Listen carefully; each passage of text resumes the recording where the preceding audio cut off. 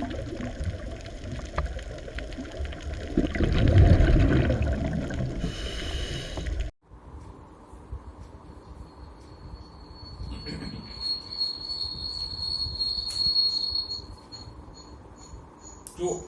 આપણે સમવિભાજનની વાત કરતા હતા, પહેલા તો એ સમજો કે કોષ ચક્રના તબક્કાઓ આપણે કયા પાડી ગયા.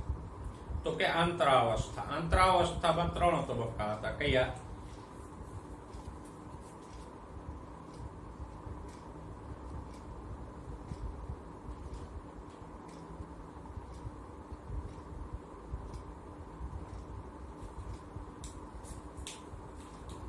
અંતરાવસ્થાના 3 તબક્કા હતા. G1 એટલે ગેપ 1, પછી S એટલે સિન્થેસિસ, અને G2.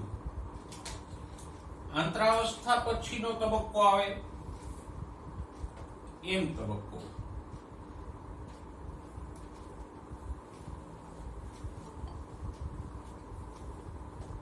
M તબક્કામાં 2 પેટા તબક્કા પડતા હતા. કયા? કોષ કેન્દ્ર વિભાજન અને કોષ રસ વિભાજન.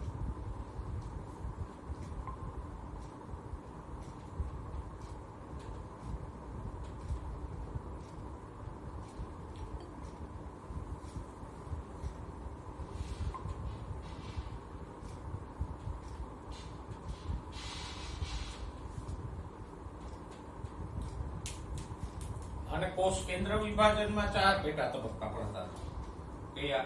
પૂર્વાવસ્થા,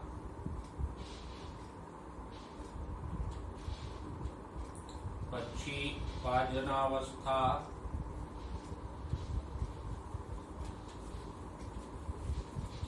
પાજનોત્તરાવસ્થા,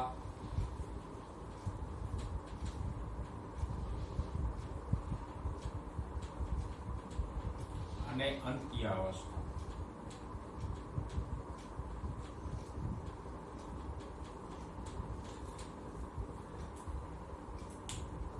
અને કોષ કેન્દ્ર વિભાજન પાછું 2 રીતે થતું હતું. આ જે તબક્કા લખ્યા છે એ સમવિભાજનના છે. અર્ધીકરણમાં આ જ તબક્કાઓ અલગ રીતે આવશે, અને આ તબક્કાઓ છે એ જ મહત્વના છે સમજવા માટે. આ ક્રમ તમને બરાબર યાદ રહી ગયો કોષ ચક્રના તબક્કાનો. તો આ તબક્કાની આપણને વિગતવાર ચર્ચા આપી છે. એમાંથી આપણે પૂર્વાવસ્થા અને ભાજનાવસ્થાની વાત કરી હતી.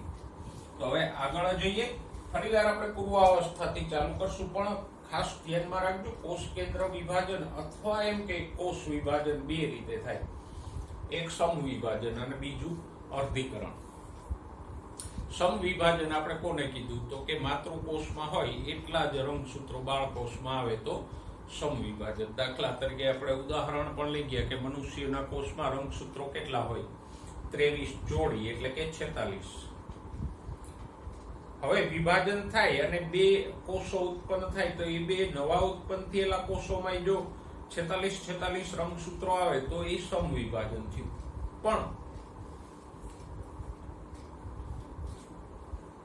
આમ 46 રંગસૂત્રો વાળો કોષ છે એનું વિભાજન થાય અને આ બાળકોષોમાં 46 ને બદલે 23 રંગસૂત્રો આવે તો એ અર્ધીકરણ થશે. બરાબર? તો આમ કોષ વિભાજન 2 રીતે થાય. કયું? સમવિભાજન અને અર્ધીકરણ. એને બરાબર યાદ રાખી દો કે સમવિભાજન કેને કહેવાય અને અર્ધીકરણ કેને કહેવાય. પછી એ ધ્યાનમાં રાખો, આ જે 4 અવસ્થાઓ આપણે લખી છે, પૂર્વાવસ્થા, ભાજનાવસ્થા, પાજનોત્તરાવસ્થા અને અંત્યાવસ્થા, એ 4 અવસ્થાઓ શેની છે? તો કે સમવિભાજનની છે. અર્ધીકરણ પ્રકારે વિભાજન થશે કોષનું તો અલગ રીતે આ જ અવસ્થાઓ આવશે, પણ થોડીક જુદી પેટર્નમાં આવશે. તો કોષ ચક્રના આ M તબક્કાની 4 અવસ્થાઓ આપણે અહીંયા ભણવાની છે. અને એ અવસ્થાઓ અત્યારે આપણે સમવિભાજન પ્રકારે કોષ વિભાજન ભણીએ છીએ, એટલે મેં અહીંયા લખ્યું છે સમવિભાજન. એ કંઈ અલગ નથી, કોષ વિભાજન જ છે. પણ કાલે આપણે વ્યાખ્યા લખી ગયા હતા કે માતૃકોષમાં હોય એટલા જ રંગસૂત્રો બાળકોષમાં આવે તો સમવિભાજન કહેવાય. સમવિભાજનની શરૂઆત તો આંતરાવસ્થાથી જ થશે. G1 તબક્કો આવશે, S તબક્કો આવશે, G2 આવશે. પછી કોષ કેન્દ્ર વિભાજનમાં પૂર્વાવસ્થા, ભાજનાવસ્થા, ભાજનોત્તરાવસ્થા, અંત્યાવસ્થા આવશે. પછી કોષરસ વિભાજન થશે. જે તબક્કા આપણે લેખાતા હમણાં એ બધા તબક્કા સમવિભાજનમાં આવશે. ઓકે, પહેલા એક આંતરાવસ્થાનો કોષ આપણે અહીંયા દોરીએ.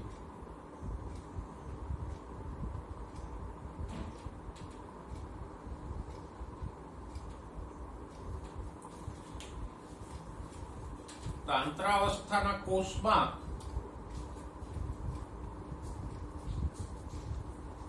આવું કોષ કેન્દ્ર પટલ હોય.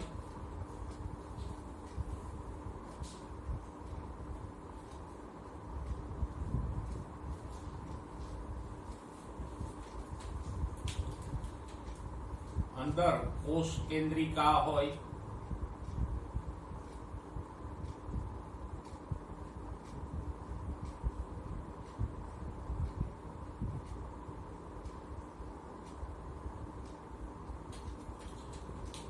અને રંગસૂત્રો ના હોય, પણ રંગસૂત્ર દ્રવ્ય આમ જાળાની જેમ પથરાયેલું હોય.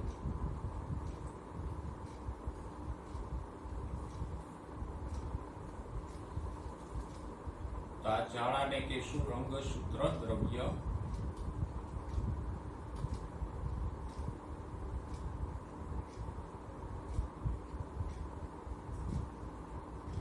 જાળ અથવા તો રંગસૂત્ર દ્રવ્ય. આ થયું આંતરાવસ્થાના કોષની વાત કરી આપણે.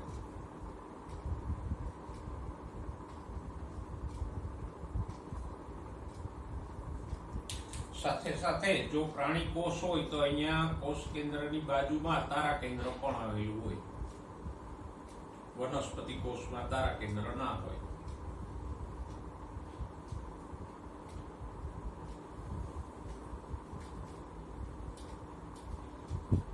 હવે એમ તબક્કાની પહેલી અવસ્થાની પાછી વાત કરીએ, પૂર્વાવસ્થા. તો પૂર્વાવસ્થા દરમિયાન શું થાય?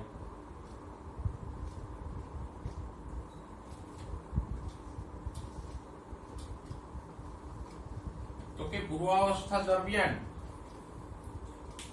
આપણે વાત કરી ગયા કે એક તો શું થશે, તો કે કોષ કેન્દ્ર પટલ અને કોષ કેન્દ્રિકા નાશ પામે.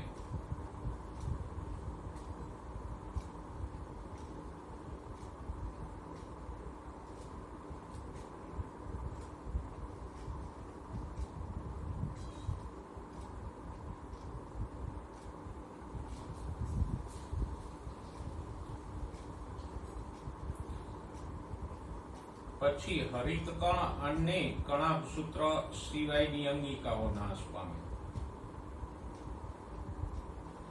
હરિતકણ અને કણાભસૂત્ર એટલા માટે નાશ નથી પામતા કે 8મા ચેપ્ટરમાં આપણે ભણ્યા કે હરિતકણ અને કણાભસૂત્ર એ નવેસરથી નથી બનતી, પણ કોષની જેમ જ એનું પણ વિભાજન થઈને 1 ની 2 થશે. એટલે એ નાશ ન પામે.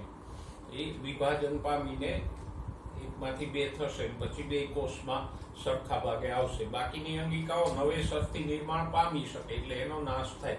તો ખાસ ધ્યાનમાં રાખજો, હરિતકણ અને કણાભસૂત્ર 2 અંગિકાઓ એવી છે કે જે નવેસરથી ઉત્પન્ન થતી, પણ વિભાજનથી નવા કણાભસૂત્રો કે નવા હરિતકણ ઉત્પન્ન થાય. અને એટલે જ કોષ વિભાજન દરમિયાન આ 2 અંગિકાઓ નાશ પામતી નથી, બાકીની અંગિકાઓ નાશ પામી જાય.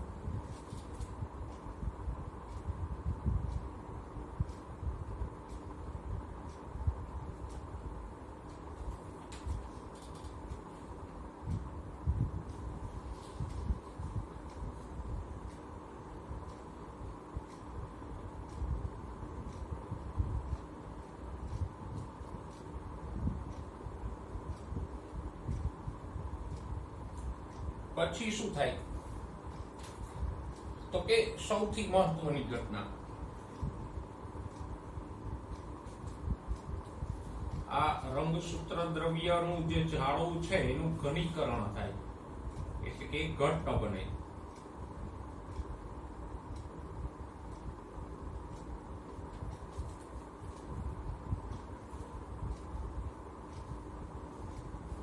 અને એમાંથી રંગસૂત્રો બની જાય.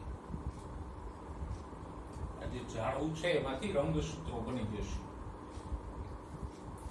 પછીની ઘટના શું બને તો કે તારા કેન્દ્ર પણ બેવડાય.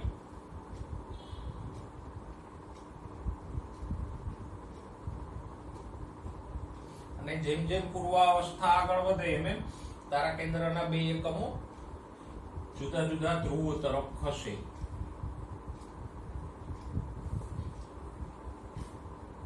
ધ્રુવ એટલે કોષના આ બે છેડાઓને શું કહેવાય? ધ્રુવ. અને આ વચ્ચેનું જે તલ છે એને કહેશું વિષુવવૃત્ત. જેમ પૃથ્વીમાં હોય છે એમ જ આ છેડાઓ ધ્રુવ અને વચ્ચેનું તલ વિષુવવૃત્ત.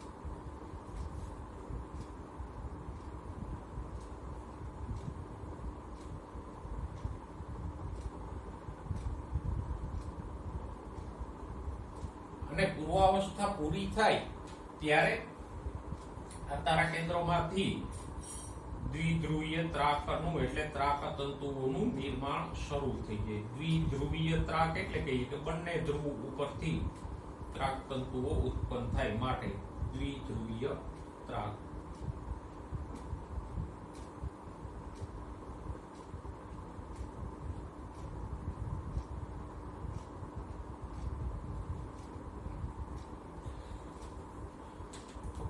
તો આ ફેરફારોને આપણે દોરીએ. જો કોષ કેન્દ્ર પટલ ને કોષ કેન્દ્રિકા નાશ પામી જાય એટલે એને દોરવાની કઈ વાત આવતી નથી. અંગિકાઓ આપણે પહેલેથી જ સમજવા માટે દોરી નથી. પછી તો કે રંગસૂત્ર દ્રવ્યનું ઘનીકરણ થઈ અને રંગસૂત્રો બને. આપણે અહીંયા બે જોડી રંગસૂત્રો લેશું.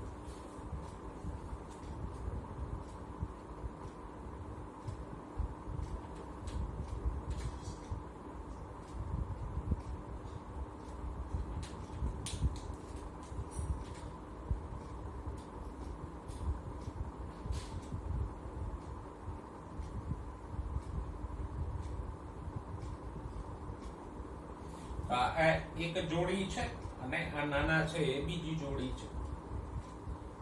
તો આમ રંગસૂત્રોનું નિર્માણ થાય. સાથે સાથે પેલા જે તારા કેન્દ્ર હોય, આ એક તારા કેન્દ્રનો એકમ હતો એ બેવડાય અને પછી બે એકમો એક આ ધ્રુવ ઉપર આવી જાય, બીજું ખસીને આ ધ્રુવ ઉપર આવી જશે. અને એમાંથી દ્વિધ્રુવીય ત્રાક એટલે બંને ધ્રુવ ઉપરથી આમ ત્રાક તંતુઓ ઉત્પન્ન થવાના શરૂ થશે.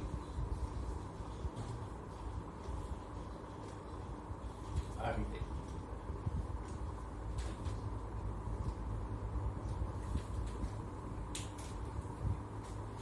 તો પૂર્વાવસ્થા દરમિયાન આટલા ફેરફારો થાય. મુખ્ય તો શું થાય તો કે આ રંગસૂત્ર દ્રવ્યમાંથી રંગસૂત્રો બને અને પછી રંગસૂત્રોના ભાગ પાડવાના છે. અડધા રંગસૂત્રો આમ જશે, અડધા આમ જશે. એટલે આ કોષ કેન્દ્ર પટલ ને કોષ કેન્દ્રિકા નાશ પામી જાય તો જ એ શક્ય બને. જો અહીંયા ફરતે કોષ કેન્દ્ર પટલ રહીએ તો રંગસૂત્રોનું વિભાજન થાય જ નહીં. અને હા, રંગસૂત્રો કેવા છે? બે બે રંગસૂત્રિકા વાળા. કારણ કે અગાઉ એસ તબક્કા દરમિયાન ડીએનએ ડબલ થઈ ગયું છે એટલે હવે રંગસૂત્રોમાં આમ બે રંગસૂત્રિકાઓ હશે દરેકમાં. જો ડીએનએ ડબલ ન થયું હોત તો રંગસૂત્ર આવા હોત. આમ એક જ રંગસૂત્રિકા વાળા. પણ ડીએનએ 2C હતું, હવે 4C થઈ ગયું. આ 1C, આમાં બીજું, ત્રીજું અને ચોથું 4C. એવી જ રીતે આમાં પણ જે ડીએનએ છે એવું જ આમાંય છે, આમાંય છે અને આ રંગસૂત્રિકામાં છે. એટલે રંગસૂત્રો કેવા હશે? બે બે રંગસૂત્રિકા વાળા અને સેન્ટ્રોમિયર ધરાવતા. અહીંયા બે રંગસૂત્રિકા છે અને 4 ભુજા છે. કારણ કે ડીએનએ અગાઉ એસ તબક્કા દરમિયાન સ્વયં જનનથી બેવડાઈ ચૂક્યું છે. આગળ વધીએ. ભાજનાવસ્થાની વાત કરીએ.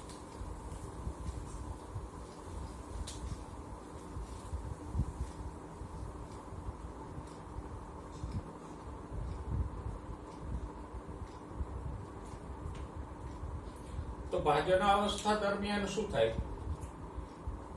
તો કે ભાજનાવસ્થા ને મધ્યાવસ્થા પણ કહેવાય, મેટાફેઝ. તો એની શરૂઆત ક્યાંથી થાય તો કે કોષ કેન્દ્ર પટલ સંપૂર્ણ વિઘટન પામી જાય એટલે પૂર્વાવસ્થા પૂરી થઈ કહેવાય. અને ભાજના અવસ્થા શરૂ થઈ કહેવાય. હવે ભાજના અવસ્થાની શરૂઆતમાં શું થાય તો કે આ ત્રાકતંતુઓ લંબાઈ અને અહીંયા આ સેન્ટ્રોમિયર ઉપર આવેલ કાઇનેટોકોર્સ સાથે જોડાશે.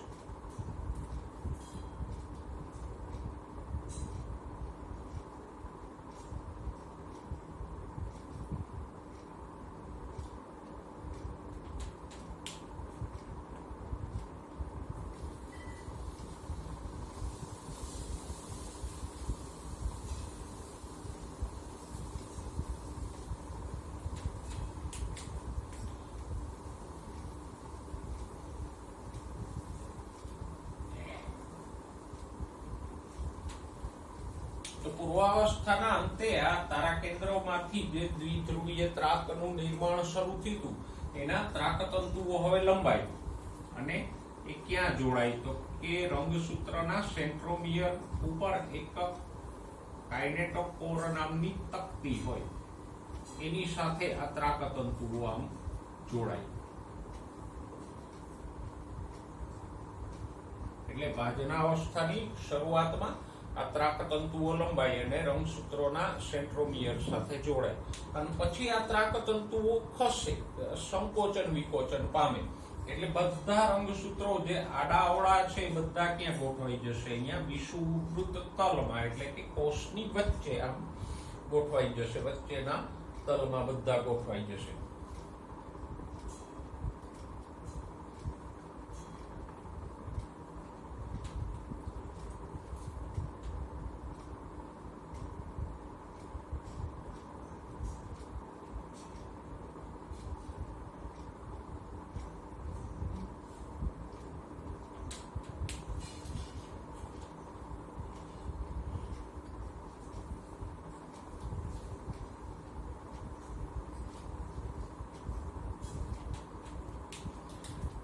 આમ ત્રાકતંતુઓના સંકોચન વિકોચનથી બધા રંગસૂત્રો કોષના વિષુવવૃત્તીય તલમાં ગોઠવાઈ જશે.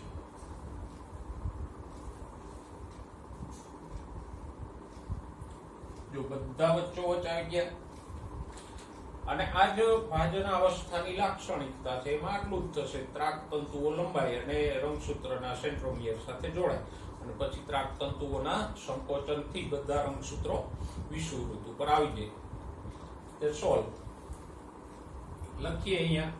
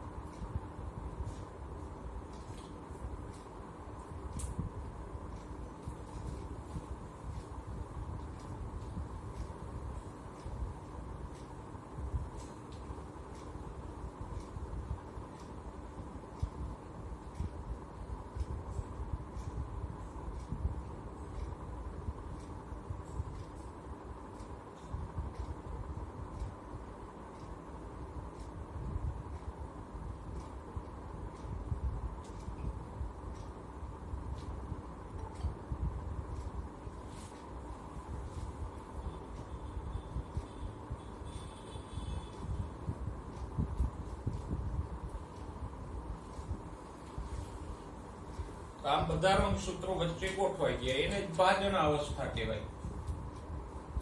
આવી રચના જુઓ તો એ પૂર્વાવસ્થા વાળો કોષ હોય. જો કોષમાં બધા રંગસૂત્રો આમ વચ્ચે ગોઠવાયેલા હોય તો ભાજના અવસ્થાનો કોષ હોય. ઓકે. અને ભાજના અવસ્થામાં સૌથી સ્પષ્ટ રંગસૂત્રો જોવા મળે. કોઈ પણ રંગસૂત્રોનો અભ્યાસ કરવો હોય કે કેરિયોટાઇપ બનાવવો હોય તો કઈ અવસ્થાનો કોષ કહેવાય? ભાજના અવસ્થાનો.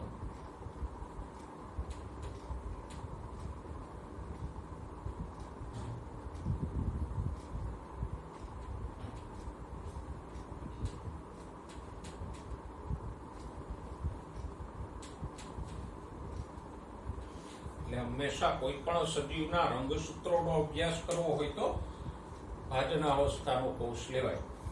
અને ભાજના અવસ્થામાં સૌથી સ્પષ્ટ રંગસૂત્રો એટલે હોય કે પૂર્વાવસ્થાથી રંગસૂત્રો બનવાની શરૂઆત થાય અને પછી આગળ ભાજનોત્તર અને અંત્યાવસ્થા સુધી પહોંચશું ત્યારે પાછા એ આમ વિખરાઈ જશે. તો અહીંથી બને છે ને અંત્યાવસ્થામાં વિખરાઈ જાય તો સૌથી ઘટ્ટ ક્યારે હોય? ભાજના અવસ્થામાં હોય.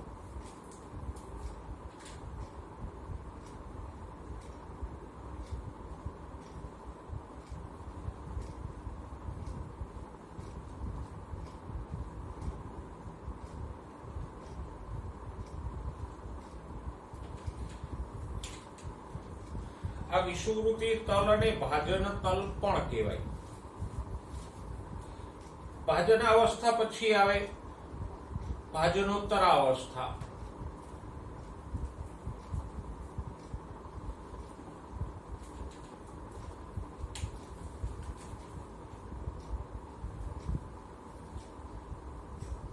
ભાજનોત્તર અવસ્થામાં એક જ મહત્વની ઘટના બનશે. કઈ?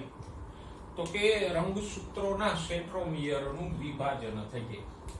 દાખલા તરીકે આ રંગસૂત્ર છે એને હું અહીંયા દોરું સાઈડમાં. તો આ એક રંગસૂત્રિકા છે.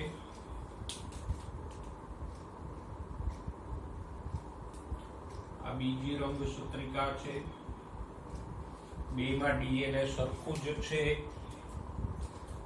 અને બે રંગસૂત્રિકાઓને જોડતું આ છે સેન્ટ્રોમિયર અને સેન્ટ્રોમિયર સાથે પેલા ત્રાકતંતુઓ આમ જોડાયેલા છે. આટલો પોર્શન આપણે અહીંયા દોર્યો મોટો કરીને આટલો ભાગ. તો ભાજનોત્તર અવસ્થામાં શું થાય? તો કે આ ત્રાકતંતુઓના ખેંચાવાથી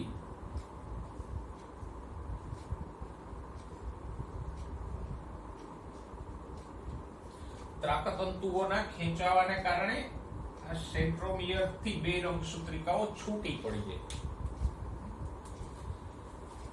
અને પછી એક રંગસૂત્રિકા આમ જશે અને બીજી રંગસૂત્રિકા આમ જશે. તો ભાજનોત્તર અવસ્થામાં આમ રંગસૂત્રોના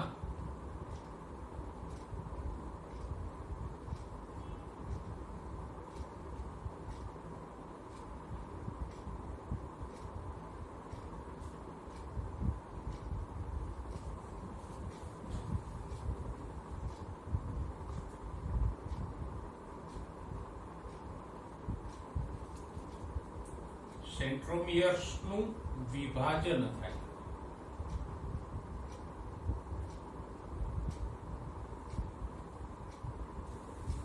અને સેન્ટ્રોમિયરનું વિભાજન થાય તો આ બે રંગસૂત્રિકાઓ જે સેન્ટ્રોમિયરથી જોડાયેલી હતી એ બે છૂટી પડી જાય.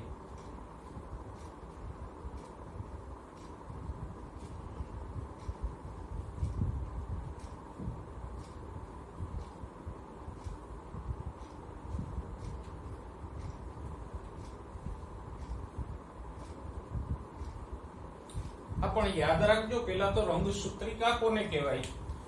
તો કે આપણે અલગ કલર થી જ અહીંયા દર્શાવીએ છીએ. આ એક રંગસૂત્રિકા છે, બ્લુ કલર થી દર્શાવ્યો એટલો ભાગ, અને આ પર્પલ કલર થી દર્શાવ્યો એ બીજી રંગસૂત્રિકા છે.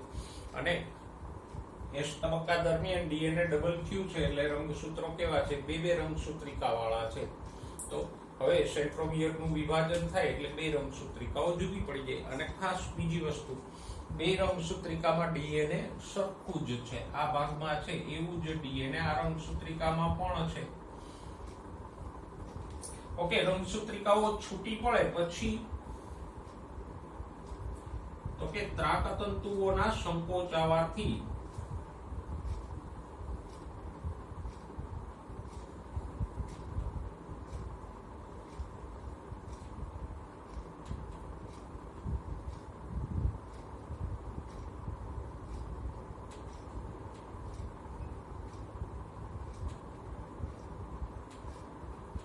રંગસૂત્રિકાઓ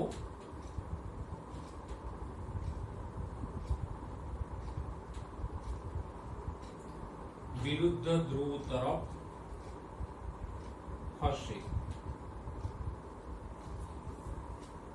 ખાલી છૂટી જ ન પડે પણ હજી આ ત્રાક તંતુ સંકોચાશે એટલે આ રંગસૂત્રિકા આમ જશે અને બીજી રંગસૂત્રિકા આમ જશે. તો રચના કંઈક આવી થઈ જાય. દોરીએ.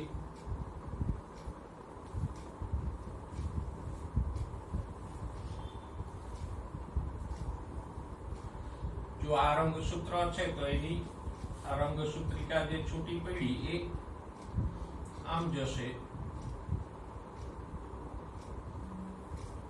પછી બીજા રંગસૂત્ર માંથી અહીંયા આવશે ત્રીજું રંગસૂત્ર અને ચોથું રંગસૂત્ર. એવી જ રીતે આની જે જોડીદાર રંગસૂત્રિકા હતી આ એ આમ જશે.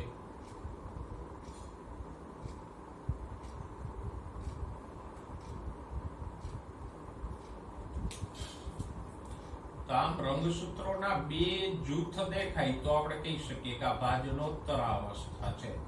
એક જૂથ આ બાજુ ને એક જૂથ આ બાજુ એ દેખાય આમ તો આપણે કહી શકીએ કે આ ભાજનોત્તર અવસ્થા છે. તો આમ ભાજનોત્તર અવસ્થામાં એક જ ઘટના બને છે કે સેન્ટ્રોમિયરનું વિભાજન થઈને બે રંગસૂત્રિકાઓ છૂટી પડે પછી એ બે રંગસૂત્રિકાઓ અલગ અલગ ધ્રુવ તરફ ખસે. ઓકે. હવે ધીમે ધીમે ખસતા ભાજનોત્તર અવસ્થા પૂરી થશે ને એટલે આ બધી રંગસૂત્રિકાઓ અહીંયા આવી જશે આ ધ્રુવ તરફ અને આ રંગસૂત્રિકાઓ અહીંયા આવી જશે. એટલે ભાજનોત્તર અવસ્થા પૂરી થાય ત્યારે બે ધ્રુવ ઉપર રંગસૂત્રિકાઓનો એક એક સમૂહ બની જાય. કારણ કે પ્રક્રિયા છે તો સળંગ હોય. ખાલી આકૃતિ દોરી અહીંયા અટકી ન જાય. અહીંથી આમ વિભાજન થયું પછી આગળ આ રંગસૂત્રિકાઓ આમ ખસતી જ રહી. એટલે ભાજનોત્તર અવસ્થા પૂરી થાય ત્યારે કોષના બંને ધ્રુવ ઉપર આવા રંગસૂત્રિકાઓના સમૂહ બની જાય. છેલ્લી અવસ્થા આવે અંત્યાવસ્થા. કોષ કેન્દ્ર વિભાજનની અંતિમ અવસ્થા છે અંત્યાવસ્થા. એટલે એનું નામ જ છે અંતિમ છે માટે અંત્યાવસ્થા.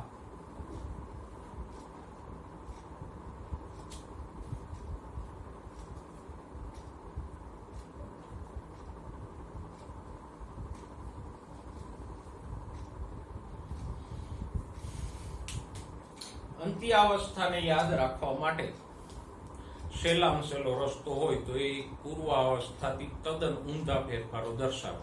પૂર્વાવસ્થામાં જે ફેરફારો થયા છે એનાથી ઊંધા ફેરફારો અંત્યાવસ્થામાં થશે. કારણ કે આપણે કોષ કેન્દ્ર વિભાજનની વાત કરીએ છીએ ને તો એક કોષ કેન્દ્ર હતું. હવે અહીંયા બે થવા જોઈએ ને તો જ કોષ કેન્દ્રનું વિભાજન થયું કહેવાય. તો હવે અહીંયા બે ધ્રુવ ઉપર આ જે રંગસૂત્રિકાઓ આવી છે એમાંથી પાછા કોષ કેન્દ્રો બનશે.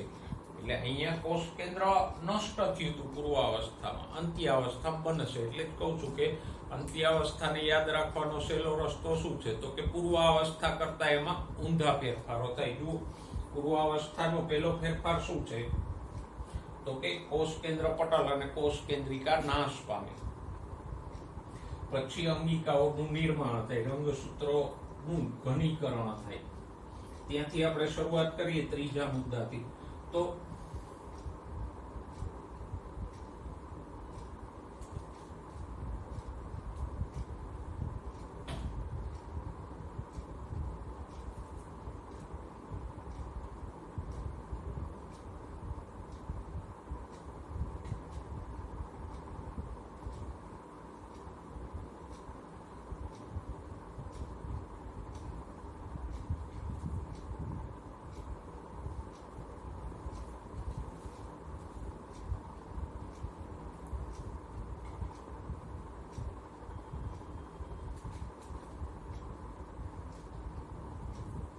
બે ધ્રુવ ઉપર જે રંગસૂત્રિકાઓ ગઈ હતી અહીંયા ને અહીંયા એ હવે વિખરાઈ જાય. આ રંગસૂત્રિકાઓ છે એ વિખરાઈ જાય.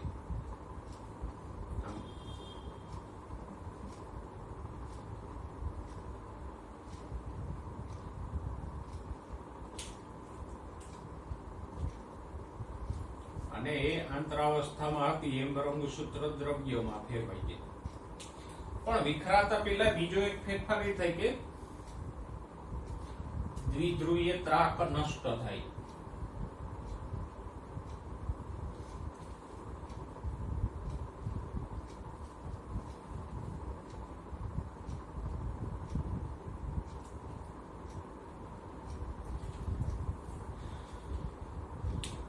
બરાબર.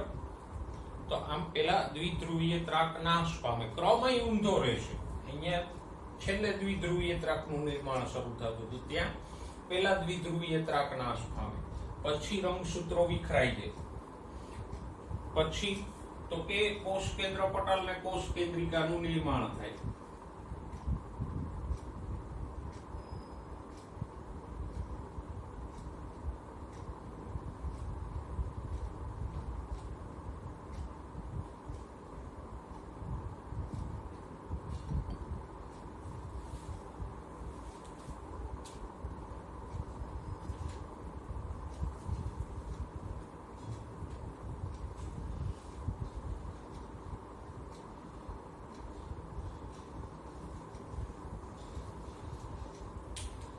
જો અહીંયા રંગસૂત્ર દ્રવ્ય છે તો એની ફરતે આમ કોષ કેન્દ્ર પટલનું નિર્માણ થાય, અંદર પાછું કોષ કેન્દ્રિકાનું નિર્માણ થાય.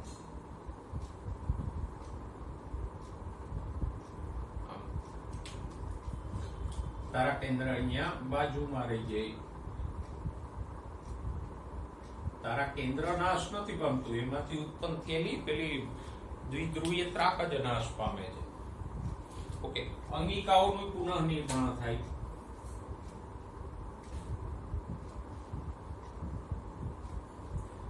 જે નાશ પામી હતી એ ગોલ્ગિકા, લાઇસોસોમ, અંતઃકોષ રસ જાળ, એ બધી અંગિકાઓનું પુનઃ નિર્માણ થાય.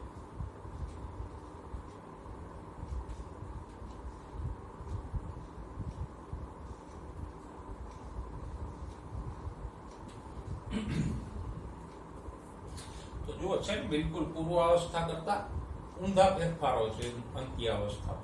પણ સરવાળે આખી જફા શેના માટે થઈ?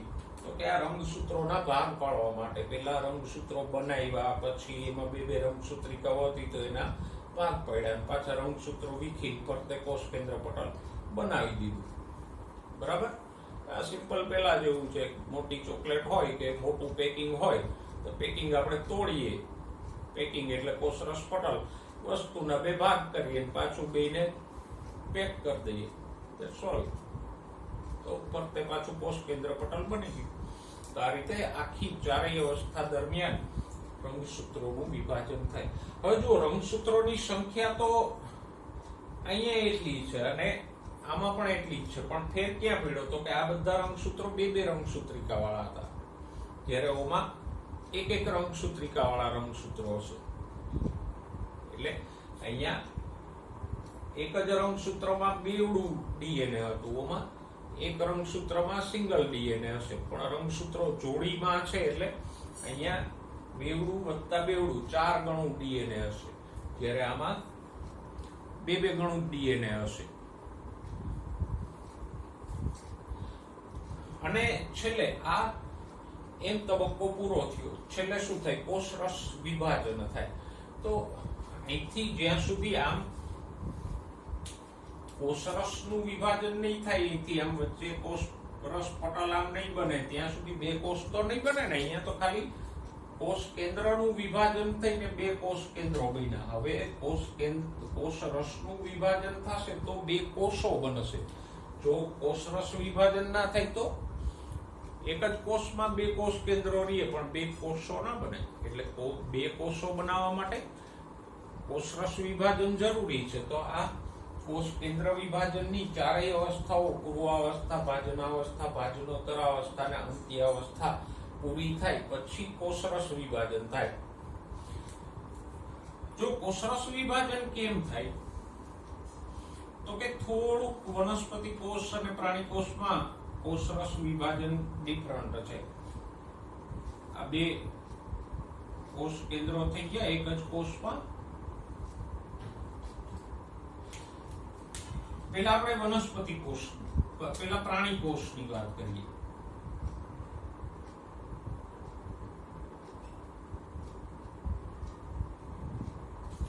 તો પ્રાણી કોષમાં શું થાય, પરિઘના ભાગેથી એટલે કે ફરતેથી અહીંથી આમ ખાંચ ઉત્પન્ન થાય અને પછી આ ખાંચ છે લંબાતી જાય અંદર તરફ અને લંબાતા લંબાતા લંબાતા આ ખાંચ અહીંયા સુધી પ્રસરી જાય એટલે બે કોષો બની જાય, કોષરસનું વિભાજન થઈ જાય. એટલે પ્રાણી કોષમાં આ રીતે વિભાજન થશે. આ કોષ છે તો આમ ફરતી બાજુથી એમાં આમ પરિવર્તી રીતે ખાંચ ઉત્પન્ન થાય, પછી એ ખાંચ લંબાતી જાય, બે કોષો બની જાય. આમ પરિઘ તરફથી કોષરસ વિભાજન શરૂ થશે. એટલે ખાસ યાદ રાખજો, પ્રાણી કોષમાં પરિઘ તરફથી કોષરસ વિભાજન શરૂ થાય. પણ વનસ્પતિ કોષમાં આવી ખાંચ બનવી શક્ય નથી, કારણ કે વનસ્પતિ કોષની ફરતે તો કોષ દિવાલ હોય, એટલે એમાં આવી ખાંચ ન પડી શકે. તો કોષ દિવાલની વચ્ચે જે મધ્ય પટલ હોય એ અહીંયા આમ તકતી ઉત્પન્ન થાય, મધ્ય પટલની આ રીતે. તો અહીંયા કેન્દ્રમાંથી આવી મધ્ય પટલની તકતી ઉત્પન્ન થાય, પછી એ તકતી છે એ ફેલાતી જાય, વિસ્તરતી જાય.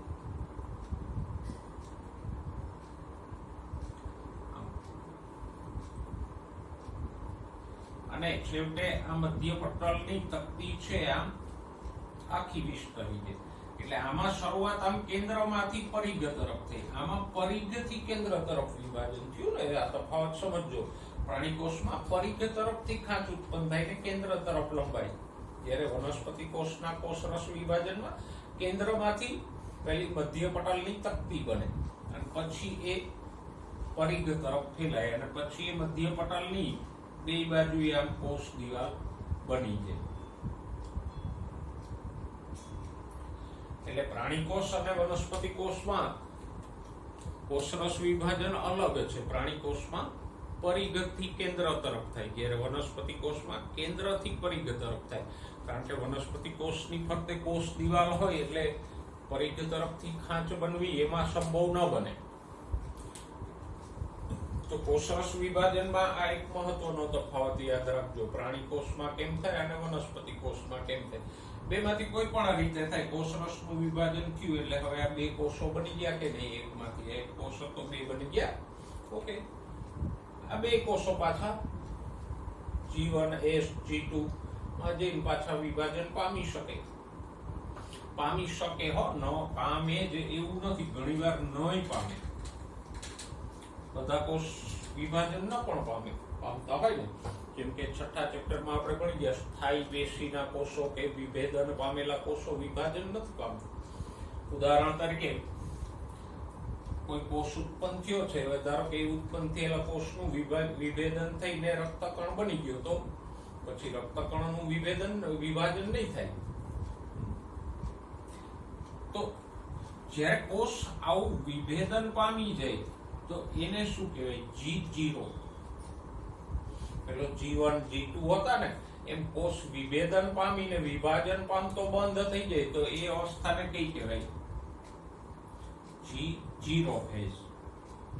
એટલે કે હવે પેલા કોષ ચક્રમાંથી બહાર નીકળી ગયો, એનું ક્યારેય વિભાજન નહીં થાય. તો એ આમ વિભેદન પામી અને વિભાજન પામતો અટકી જાય તો એ અવસ્થાને શું કહેશું, G0 ફેઝ. અને પછી આવા G0 અવસ્થામાં રહેલા કોષનું વિભાજન નહીં થાય. તો આ એક G0 ને જરા યાદ રાખજો. આ તબક્કાઓની જે વાત કરી છે એ બધાને બરાબર સમજજો. શક્ય હશે તો હું તમને કંઈક એના સંબંધિત એનિમેશન મોકલીશ, પણ આને વારંવાર સમજી અને સળંગ પ્રક્રિયા મગજમાં બેસાડજો. જો આખી પ્રક્રિયા સળંગ મગજમાં બેસી જાય તો સહેલી છે કે ભાઈ ચારેય તબક્કામાં રંગસૂત્રોના ફેરફાર કેમ થયા. તો કે પેલા રંગસૂત્રો બયના, પછી વચ્ચે ગોઠવાણા, પછી તો કે એની રંગસૂત્રિકાઓ છૂટી પડી, એક રંગસૂત્રિકા આમ ગઈ, બીજી બીજા ધ્રુવ તરફ ગઈ, પછી તો કે રંગસૂત્રો પાછા વિખરાઈ ગયા. આખી એક સળંગ પ્રક્રિયા થઈ. પછી એવી જ રીતે બીજી અંગિકાઓ, તારા કેન્દ્ર, તો કે પેલા બેવડું થયું, પછી બે એકમો એક એક ધ્રુવ તરફ ગયા, પછી એમાંથી ત્રાક ઉત્પન્ન થઈ, દ્રાક તંતુઓ ખેંચાણા અને છેલ્લે દ્રાક નાશ પામી ગઈ. તો આમ બધા ફેરફારો જો એક આમ ક્રમમાં મગજમાં બેસી જાય ને તો યાદ રાખવું સહેલું પડી જાય, પણ ટુકડે ટુકડે બધા જુદા જુદા યાદ રાખો તો યાદ ધરીએ. ઓકે, તો આપણે સમવિભાજનની આખી ચર્ચા કરી પ્રક્રિયા. હવે સમવિભાજનનું મહત્વ જોઈએ કે સમવિભાજન ક્યાં ક્યાં ઉપયોગી થાય.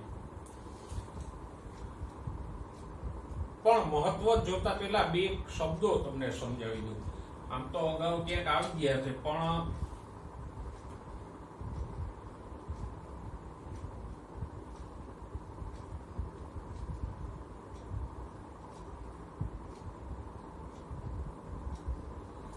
દ્વિકીય કોષ અને એકકીય કોષ.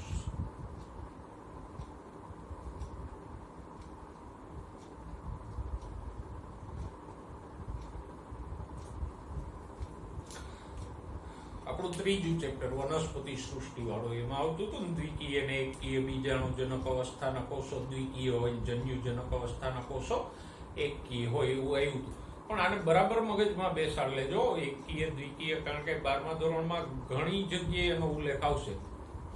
એકકીય દ્વિકીય, એકકીય દ્વિકીય, n ને 2n ને પછી હું પૂછું કે બોલો બાળકો દ્વિકીય કોષ કોને કહેવાય, એટલે જવાબ મળે સામેથી 2n ને દ્વિકીય કહેવાય.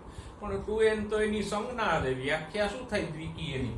તો કે જે કોષમાં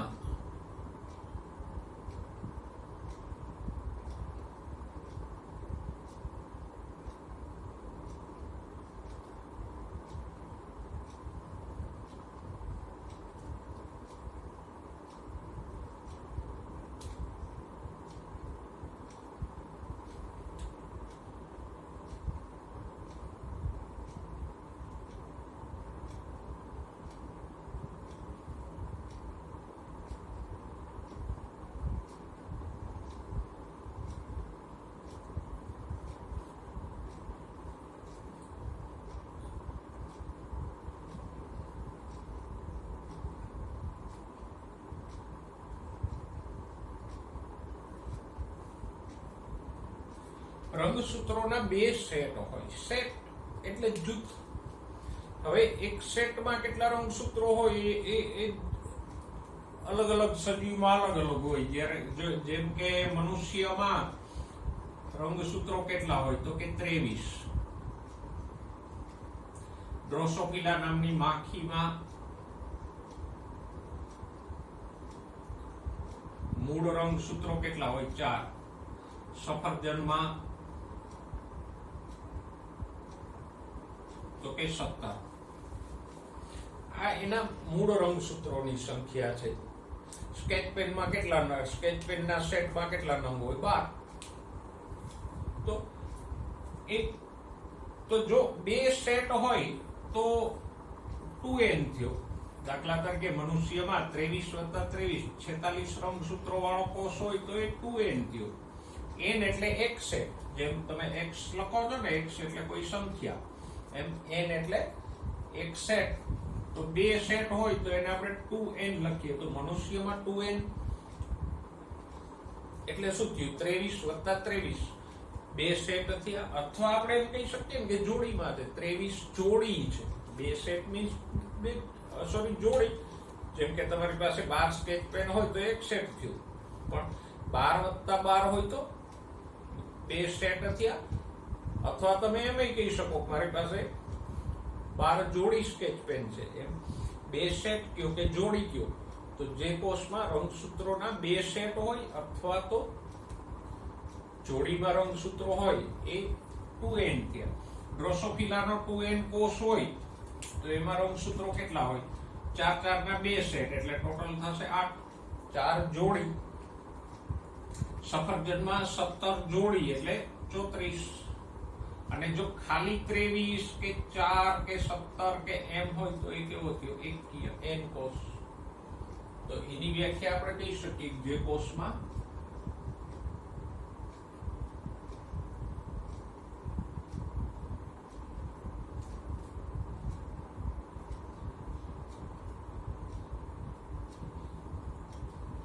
રંગસૂત્રોનો એક જ સેટ હોય. બીજા શબ્દોમાં આપણે કહી શકીએ કે રંગસૂત્રો જોડીમાં ના હોય પણ એકાકી હોય.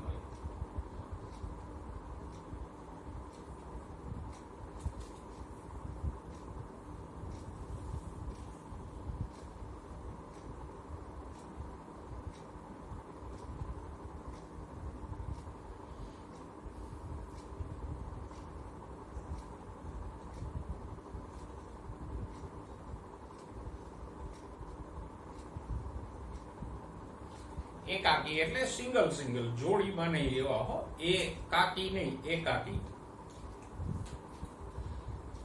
તો જો થોડુંક આને જ આપણે કેરી ઓન કરીએ તો જો સમવિભાજન થાય તો શું થાય? 2n કોષ છે, મનુષ્યનો કોષ લઈએ તો 23 જોડી રંગસૂત્રો છે, 46, 23 વત્તા 23. હવે સમવિભાજન થાય એટલે શું થાય? પેલા તો આંતરાવસ્થા આવે એટલે એસ તબક્કામાં ડીએનએ ડબલ થઈ જાય એટલે આમ થઈ જશે 2 ગુણ્યા 23 વત્તા 23 એસ તબક્કા દરમિયાન. પછી આનું વિભાજન થાય એટલે પાછું શું થઈ જાય? 23 વત્તા 23, બેયમાં રંગસૂત્રો અથવા ડીએનએ એટલું ને એટલું જ રહે.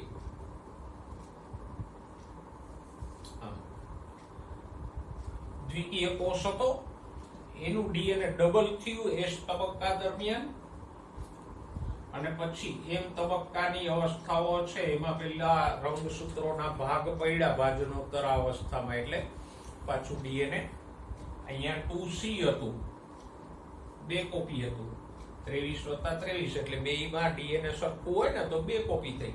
પછી એનું ડબલ થયું એટલે 4C થયું, અને પાછા ભાગ પડ્યા એટલે બેયમાં 2C થઈ ગયું, હતા ડીએનએ 2C રહ્યું, અને રંગસૂત્રો 23 જોડી રહ્યા.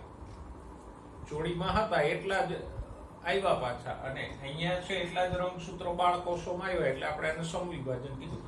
અર્ધીકરણમાં શું થાય? અચ્છા, આમાં ડીએનએ 2C છે પણ રંગસૂત્રોના 2 જૂથ છે એટલે કોષ કેવો કહેવાય? દ્વિકીય 2n. અને આ કોષો પણ કેવા થયા? 2n જ થયા. અહીંયા પણ રંગસૂત્રો જોડીમાં જ આવ્યા એટલે 2n ના 2n જ રહ્યા બાળકોષો. અર્ધીકરણમાં શું થઈ ગયું? 23 વત્તા 23 એટલે કે 23 જોડી રંગસૂત્રો છે એટલે આ કોષ થયો 2n, અને એમાં ડીએનએ કેટલું છે? 2 કોપી. 23 જોડી છે, રંગસૂત્રો ઉપર ડીએનએ હોય તો રંગસૂત્રો જોડીમાં હોય તો ડીએનએ 2 કોપી થાય ને, જોડીમાં થાય ને. પછી અહીંયા G1 S G2 તો આવશે, તો S તબક્કા દરમિયાન ડીએનએ ડબલ થાય એટલે હવે આમ થઈ ગયું. અહીંયા હતું એવું જ 2 ગુણ્યા 23 વત્તા 23 એટલે ડીએનએ 4C થઈ ગયું. રંગસૂત્રો 23 જોડી જ રહ્યા, એ ડબલ નથી થયા, પણ અહીંયા એક રંગસૂત્રિકા વાળા રંગસૂત્રો હતા. હવે આમ બે રંગસૂત્રિકા વાળા રંગસૂત્રો થઈ ગયા. સંખ્યા એટલી જ રહી, રંગસૂત્રિકાઓ ને ડીએનએ ડબલ થઈ ગયું, રંગસૂત્રો એટલા જ રહ્યા. હવે આનું 2 વાર વિભાજન થાય. એકવાર વિભાજન થાય ને એટલે રંગસૂત્રો અડધા થઈ જાય. 23 આમાં જાય, 23 આમાં જાય. પણ આ રંગસૂત્રો હજી આમ 2 રંગસૂત્રિકા વાળા છે એટલે આમાં ડીએનએ તો બેયમાં કેટલું છે? 2C છે. રંગસૂત્રોની સંખ્યા અડધી થઈ ગઈ પણ ડીએનએ હજી ડબલ છે. પછી બીજી વાર વિભાજન થાય એટલે 2 રંગસૂત્રિકાઓ છૂટી પડી જાય, એક આમ જાય ને એક આમ જાય.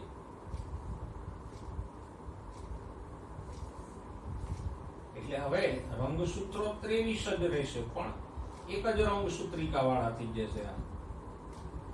આ ગૂંચવાળો બરાબર સમજો. રંગસૂત્રોની સંખ્યા એટલી જ રહે પણ ડીએનએ ડબલ થઈ જાય.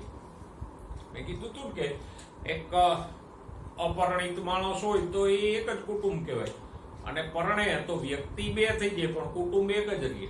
એમ આ એક જ રંગસૂત્ર છે પણ આમાં ડીએનએ ડબલ છે, 2 રંગસૂત્રિકા છે એટલે આ એક રંગસૂત્ર જ છે.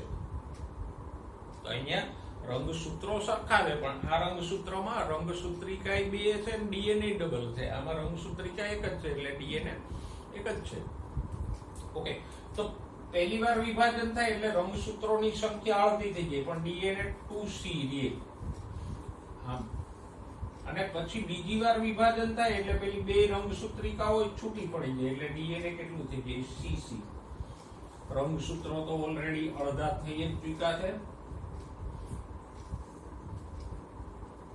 તો અહીંયા જુઓ, રંગસૂત્રો 23 જોડી હતા, અહીંયા હવે કેટલા થઈ ગયા? 23. તો આ બધા કોષો કેવા થયા? એકકીય, N.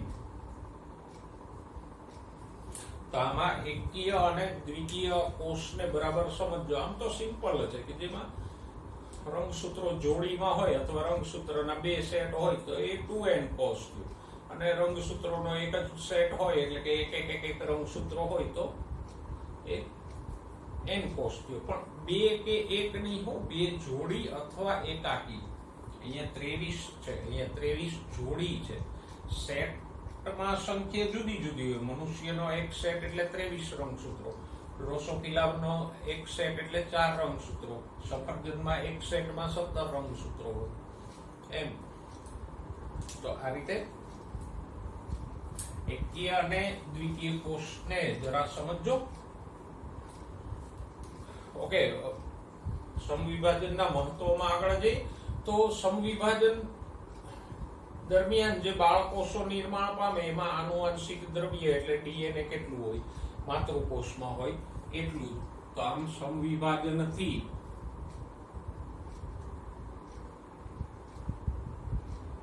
માતૃકોષ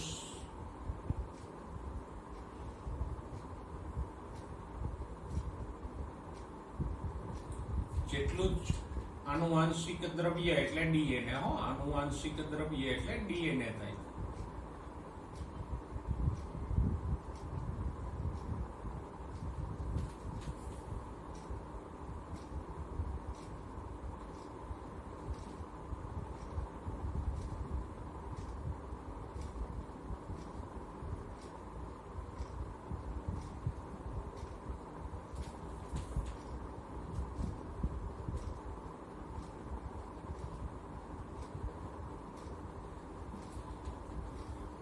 પછી તો કે સૌથી અગત્યનું, સમવિભાજનથી ફલિતાંડમાંથી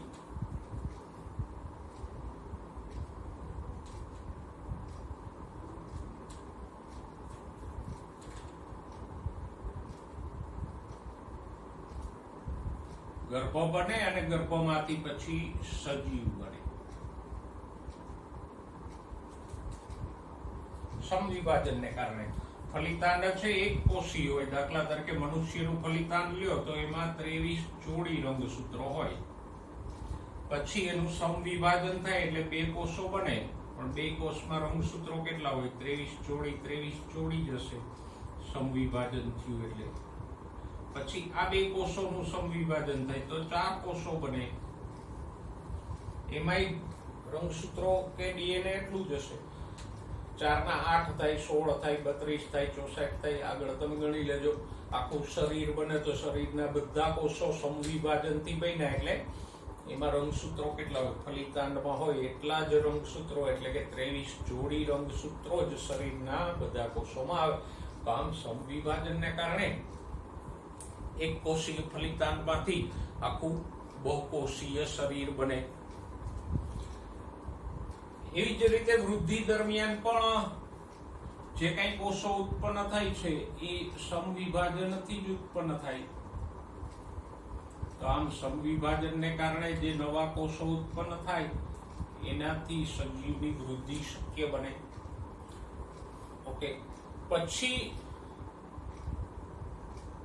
ઘણીવાર એવું બને કે કોષની વૃદ્ધિ થાય તો કોષ કેન્દ્ર અને કોષરસનો રેશિયો છે એ અસંતુલિત થઈ જાય, કે કોષ કેન્દ્ર નાનું બને ને કોષ મોટો થઈ જાય. તો પછી એટલા મોટા કોષમાં એવું નાનું કોષ કેન્દ્ર નિયંત્રણ ના કરી શકે. તો એ વખતે વિભાજનથી પાછા બે કોષ બની જાય એટલે રેશિયો છે કોષ કેન્દ્ર અને કોષ રસનો એ પાછો સંતુલિત થઈ જાય. તો આમ કોષ કેન્દ્ર અને કોષ રસ વચ્ચેનો જે પ્રમાણ છે, સંતુલન છે, એ પણ સમવિભાજનથી જળવાઈ રહે. પછી તો કે ઘસારાથી નાશ પામતા કોષોની જગ્યાએ સમવિભાજનથી નવા કોષો ઉત્પન્ન થાય.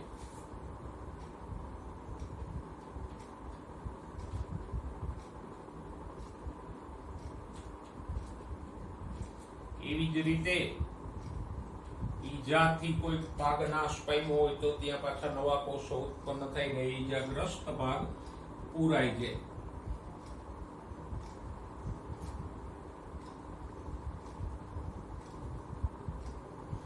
કે આમ તો સમવિભાજન થાય તો નવા નવા કોષો ઉત્પન્ન થાય ને, તો ઘસારા કે ઈજાથી જે ભાગ નાશ પામ્યા હોય ત્યાં પાછા સમવિભાજનથી નવા કોષો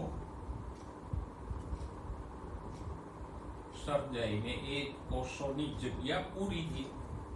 જેમ કે ચામડી છોલાઈ ગઈ હોય તો ત્યાં પછી નવી ચામડી નથી આવી જતી, અને આમ તે ચામડીમાંથી તો સતત કોષો ઘસાતા જ હોય.